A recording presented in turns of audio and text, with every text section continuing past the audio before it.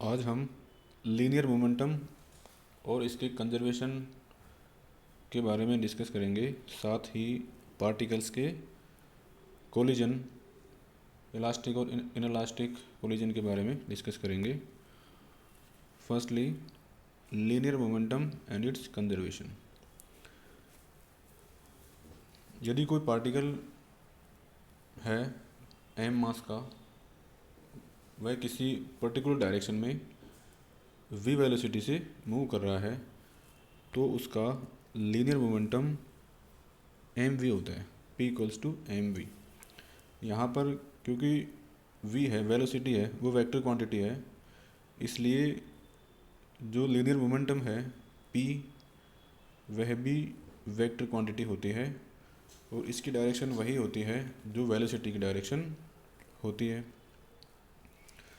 यदि हम किसी ऐसे सिस्टम की बात करें जो कि लार्ज नंबर ऑफ पार्टिकल्स से बना हुआ हो, जिसमें n पार्टिकल हो सपोज, जिनके जो मासेज हैं वो m1, m2, m3 and so on up to mn हो, और उनकी velocities v1, v2, v3 and so on up to vn हो, तो टोटल लीनियर मोमेंटम होगा वो इन सभी इंडिविजुअल पार्टिकल्स के लीनियर मोमेंटम का सम होगा। Means p equals to p1, p2, p3 plus up to pn।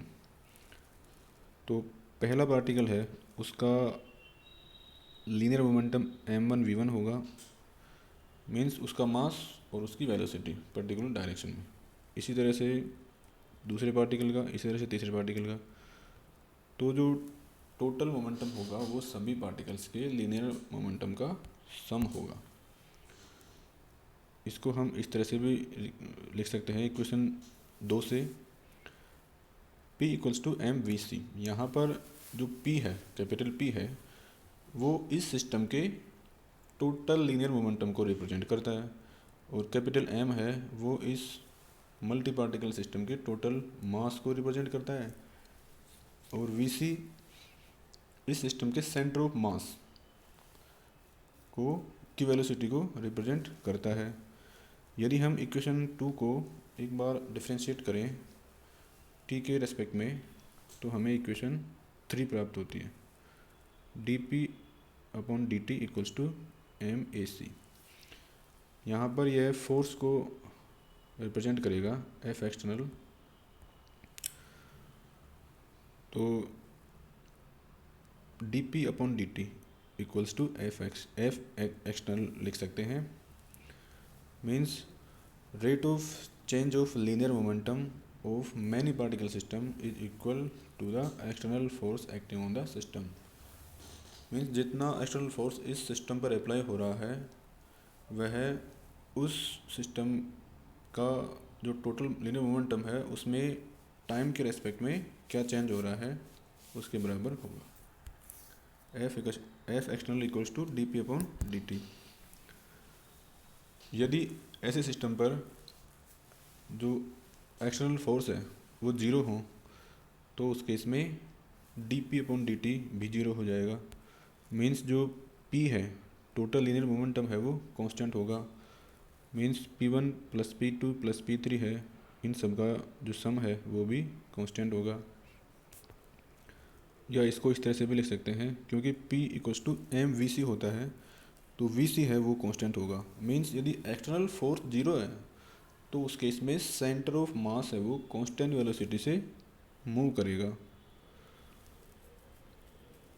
यदि हम इस इक्वेशन 5 को कंपोनेंट्स के रूप में रिप्रेजेंट करें, तो हम इसको इक्वेशन 7 से रिप्रेजेंट कर सकते हैं। यहाँ पर जो px1 है वो रिप्रेजेंट कर रहा है किसी पहले पार्टिकल की x डायरेक्शन में क्या लीनियर मोमेंटम है।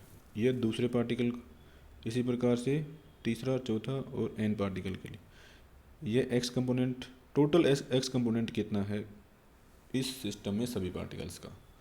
इसी तरह y कंपोनेंट, y डायरेक्शन में कितना मोमेंटम है, लीनियर मोमेंटम कितना है टोटल, और z डायरेक्शन में कितना है। तो इक्वेशन 7 से एक इम्पोर्टेंट कंक्लूजन ये निकलता है कि जब सिस्टम पर कोई एक्सटर्नल, जब इस मैनी पार्टिकल सिस्टम पर जिसमें n नंबर ऑफ पार्टिकल हैं, इस पर कोई एक्सटर्नल फोर्स अप्लाई नहीं हो रहा है, तो उस केस में टोटल लीनियर मोमेंटम के कंपोनेंट्स हैं वो भी सेपरेटली कांस्टेंट होते हैं, चाहे x में हो, चाहे y में, चाहे z में। हम जानते हैं कि जो लीनियर मोमेंटम है किसी सिस्टम का, टोटल लीनियर मोमेंटम है वो फंडामेंटल लॉ को फॉलो करता है। मीन्स लीनियर मोमेंटम का law, conservation of linear momentum is a fundamental law of nature. Means इसका कभी एक्सेप्शन नहीं है, ये हमेशा वैलिड रहता है। अब हम देखेंगे कोलिजन ऑफ पार्टिकल्स। जब दो पार्टिकल्स एक दूसरे की तरफ मूवमेंट करते हैं या नज़दीक आते हैं तो उनमें एक म्यूचुअल इंट्रैक्शन होता है। इसके कारण उनका मोमेंटम या एनर्जी या दोनों चेंज होते हैं। इस इंट्रैक्शन को ही कोलिजन कहा जाता है। कोलिजन, पार्टिकल्स की कोलिजन में यह आवश्यक नहीं है कि वो एक दूसरे को टच करें, इसके बजाय वो एक दूसरे को इन्फ्लुएंस भी कर सकते हैं नज़दीक से। इस तरह की जो कोलिजन्स होते हैं उनको दो टाइप्स में डिवाइड किया जाता है, परफेक्टली इलास्टिक कोलिजन और परफेक्टली इनलास्टिक कोलिजन। सभी तरह की कोलिजन में जो लीनियर मोमेंटम का लॉ है, कंजर्वेशन ऑफ लीनियर मोमेंटम, वो हमेशा कंजर्व रहता है। लेकिन टोटल काइनेटिक एनर्जी है वो हमेशा कंजर्व नहीं रहती है। कुछ काइनेटिक एनर्जी हीटिंग के रूप में भी रिलीज हो जाती है। तो हम यहाँ पर पहले परफेक्टली इलास्टिक कोलिजन के बारे में डिस्कस करेंगे। If in any collision total kinetic energy of colliding particle does not change, the collision is called perfectly elastic collision. Means perfectly elastic collision वह होती है जिसमें कोलिजन करने वाले दोनों पार्टिकल्स की जो काइनेटिक एनर्जी है बिफोर कोलिजन और आफ्टर कोलिजन वो सेम होनी चाहिए। मीन्स इसमें जो एनर्जी कंजर्वेशन लॉ है वो पूरी तरह से फुलफिल होना चाहिए। साथ ही लीनियर मोमेंटम का जो लॉ है, कंजर्वेशन ऑफ लीनियर मोमेंटम, वो भी फॉलो होना चाहिए, फॉलो होता है इसमें।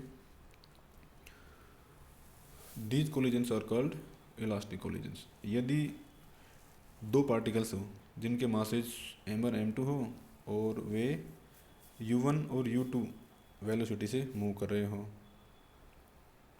एक दूसरे की तरफ, जब वे कोलाइड करते हैं तो कोलिजन के बाद में उनकी वेलोसिटी u1 और u2 से बदलकर v1 और v2 रेस्पेक्टिवली हो जाती है। तो इस केस में जो लीनियर मोमेंटम है पहले वाले पार्टिकल का लीनियर मोमेंटम m1 u1 होगा बिफोर कोलिजन, इसी प्रकार दूसरे पार्टिकल का लीनियर मोमेंटम होगा m2 u2। कोलिजन के बाद में पहले पार्टिकल का मोमेंटम m1 v1 और दूसरे पार्टिकल का m2 v2।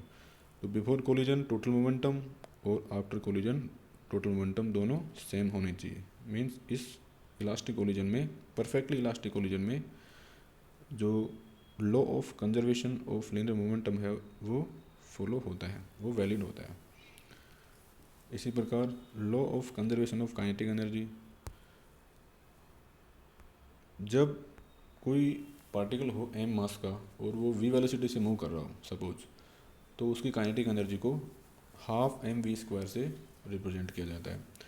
इसी प्रकार यहाँ पर क्योंकि पहला पार्टिकल है उसकी वेलोसिटी u1 है बिफोर कोलिजन और मास m1 है, तो उसकी काइनेटिक एनर्जी को हम हाफ m1 u1² से डिनोट करेंगे। इसी प्रकार जो सेकंड पार्टिकल है उसके लिए ये इस तरह हम काइनेटिक एनर्जी को रिप्रेजेंट करेंगे। और आफ्टर कोलिजन इनकी जो काइनेटिक एनर्जी होगी उनको इस तरह रिप्रेजेंट करेंगे। तो हम देखते हैं कि काइनेटिक एनर्जी है उसका भी कंजर्वेशन होता है परफेक्टली इलास्टिक कोलिजन में, बिफोर कोलिजन और आफ्टर कोलिजन। दोनों पार्टिकल्स की जो एनर्जी है वो सेम होती है बिफोर और आफ्टर। अब सेकंड है परफेक्टली इनलास्टिक कोलिजन। इस तरह की जो कोलिजन होती है उसमें पार्टिकल्स की जब कोलिजन होती है तो वो एक दूसरे से स्टिक हो जाते हैं, चिपक जाते हैं और एक कंबाइंड वेलोसिटी से मूव करते हैं। इस तरह की कोलिजन में काइनेटिक एनर्जी बिफोर और आफ्टर कोलिजन सेम नहीं होती है, कुछ एनर्जी हीटिंग के रूप में रिलीज हो जाती है। यदि दो पार्टिकल्स हैं जिनके मास m1 और m2 है, उनकी बिफोर कोलिजन वेलोसिटी u1 और u2 है। जब वे परफेक्टली इनलास्टिक कोलिजन करते हैं तो वे एक दूसरे से स्टिक हो जाते हैं और यानी जुड़ जाते हैं और चिपक जाते हैं और फिर कंपोजिटली v वेलोसिटी से मूव करते हैं। तो इनकी जो फाइनल वेलोसिटी होती है वो v1 और v2 अलग अलग नहीं होकर कंबाइंड v होती है। तो बिफोर कोलिजन लीनियर मोमेंटम इस तरह हो जाएगा m1 u1 और m2 u2, और आफ्टर कोलिजन जो m1 प्लस m2 है वो चिपक जाने के बाद में टोटल मास को रिप्रेजेंट करेगा और v उनकी कंबाइंड वेलोसिटी हो। तो ये सिस्टम चिपकने के बाद में v वेलोसिटी से मूव करेगा, जहाँ पर v equals to m1 u1 plus m2 u2 divided by m1 plus m2।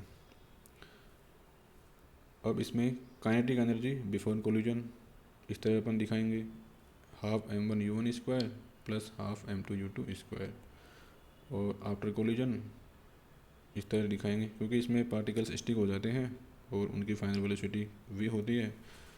तो फाइनल जो काइनेटिक एनर्जी है वो kf होगी। Means before collision this one and after collision this one. तो बिफोर कोलिजन को हम इस तरह लिखेंगे और आफ्टर कोलिजन दिस वन। तो यहाँ पर कुछ डिफरेंस होता है एनर्जी का, उसको हम Q से रिप्रेजेंट करते हैं। यहाँ पर Q रिप्रेजेंट करता है कि जो एनर्जी है वो अदर फॉर्म्स में रिलीज होती है such as heating etc। Q is also called excitation energy.